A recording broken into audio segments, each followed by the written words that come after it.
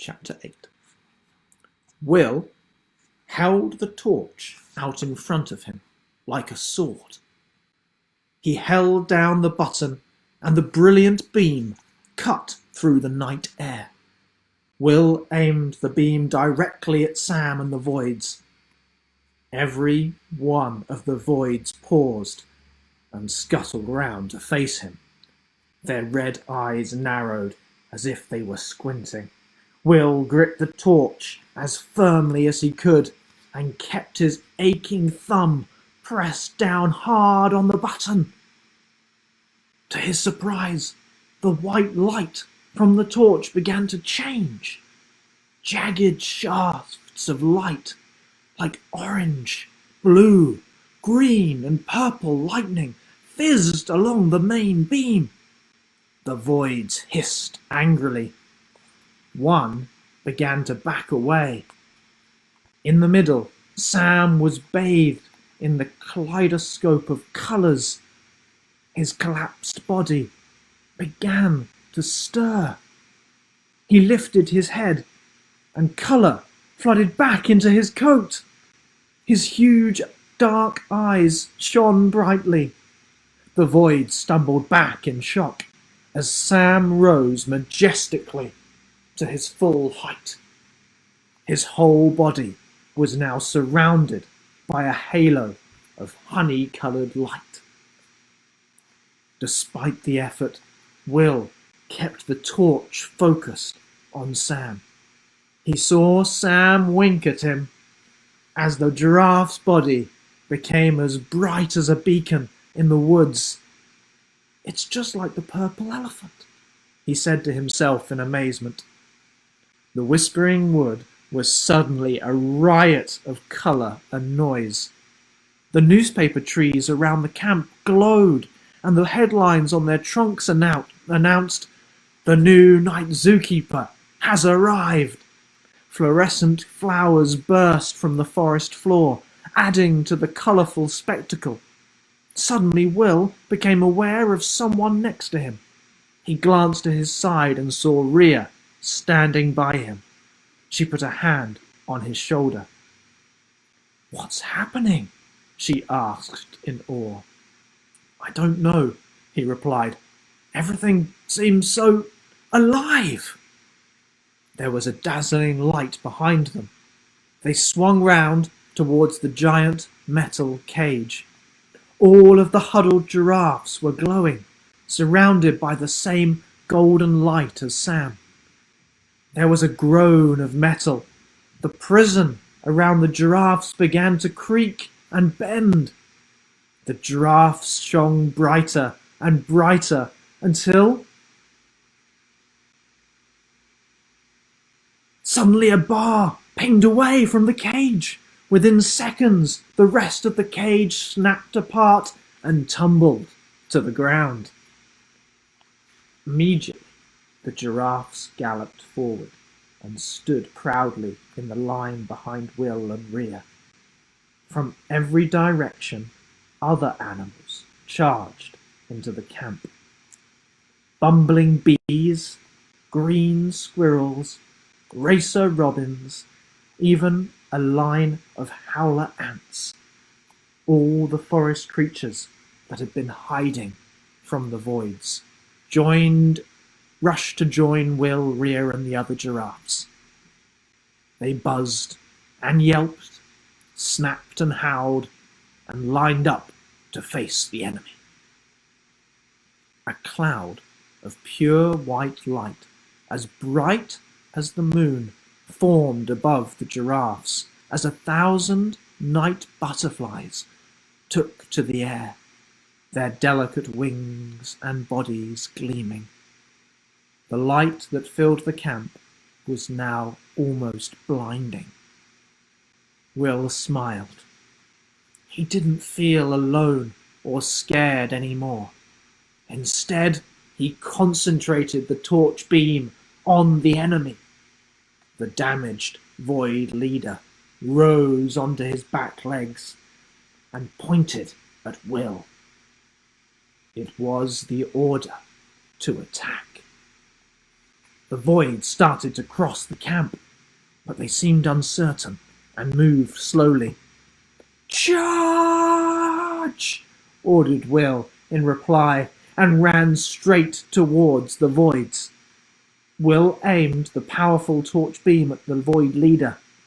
The light burst off its dented metal, which began to glow and warp. The void leader skittered around in a circle, trying to turn away from the beam. It squealed as smoke billowed from its joints.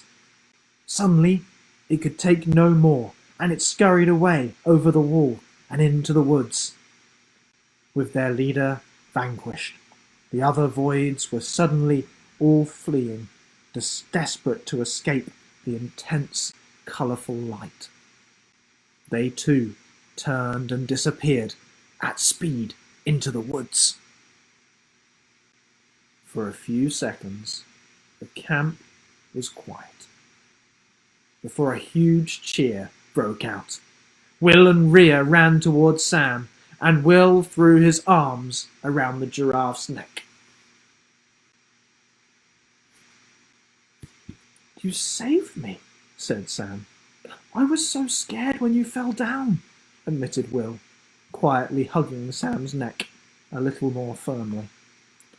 "It was horrible, Night Zookeeper," said Sam. "I never want to feel like that again. It felt like all the colour and joy and silliness and freedom and imagination were being sucked out of the world. Everything was grey. I even felt grey." "I'm so happy you're all right," said Will. "And Sam, you don't have to call me Night Zookeeper. Call me Will." "But we're not really allowed," said Sam with a frown. "It's against the rules." Will was surprised by the words he heard himself saying in reply. "I don't care. I reckon not following rules is good sometimes. Everyone told me my painting should be grey, but I made it purple, and I was right. None of this would have happened if I had just done a boring, obvious elephant, would it? So you can 100% break the rules and call me Will, okay?" Sam beamed with pride. "Are you sure you're all right, Sam?" asked Rhea with concern. She was examining the small remaining patches of void gunk on the giraffe's coat, neck, and face. "Oh, it's nothing a good lick won't cure," Sam replied with a goofy grin. "Watch." Sam stuck his huge blue tongue out and swung it all the way up to his own ear.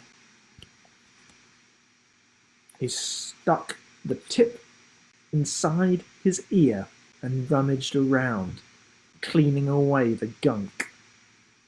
"Wow, Sam, that is so gross," said Rhea, and Will laughed out loud. Necker trotted up next to them. "You did it, Night Zookeeper," she said. Will puffed his cheeks and blew out. "Whoa, that was intense." "But it wasn't just me," Will replied. "All of us. We did it together." Another giraffe called out from the edge of the camp. "Necker, Night Zookeeper, come and see this." Will, Rhea, and Sam jogged over to the camp wall. There was a group of newspaper trees close by. The white bark on their trunks was curling back to reveal a new headline. Will could see the same words in bold letters on each of them. Fear in Fire Desert. "The Fire Desert," said Sam. "But that's so far away." "This is not good news," said Necker, shaking her head. "I never thought this evil would reach other parts of the Night Zoo." "You mean there are voids in the desert too?" said Will. "It's almost certain. Necker replied. Well, now we know where to go next, said Sam brightly. No, Sam, said Necker. This is something Will must do. It's the night zookeeper's duty. Sam looked crestfallen. Please, Necker, pleaded Sam. I want to go. I don't want Will and Rhea to have all the fun, saving the night zoo. Please. You've got a funny idea of fun, Sam, said Rhea. Necker, I'd really like Sam to come with us too, said Will. We need his help. Necker sighed. Very well, night zookeeper. So, how do we get to this desert then? Asked Will. It's right on the other side of the night zoo, explained Sam. I could carry you there, but it'd take days. So, what do we do? Asked Will. Any ideas? Anyone? The giraffes frowned and shrugged.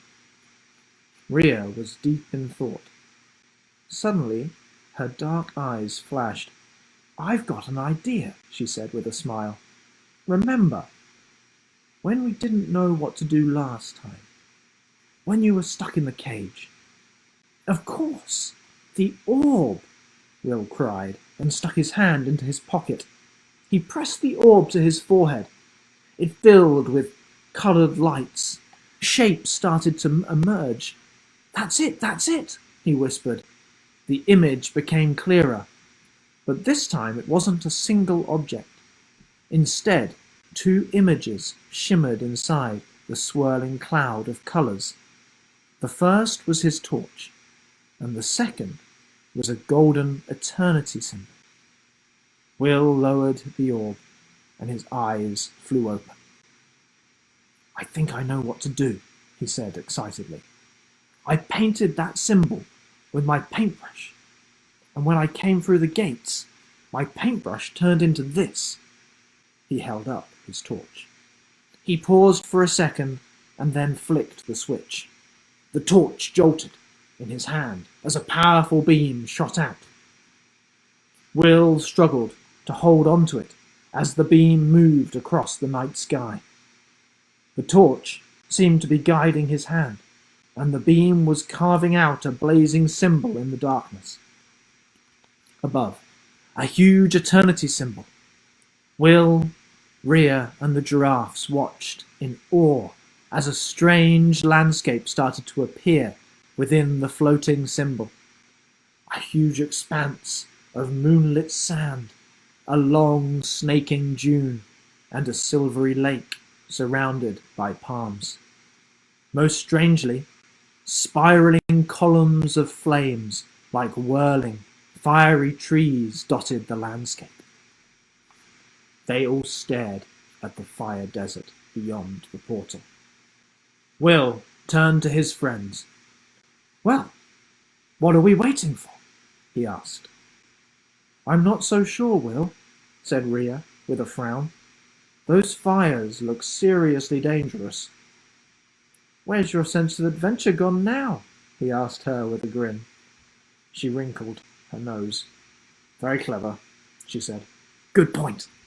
As the giraffes called out messages of good luck, Will, the new night zookeeper, Rhea, and Sam stepped side by side through the portal and in to their next adventure. And that is the Giraffes of Whispering Wood.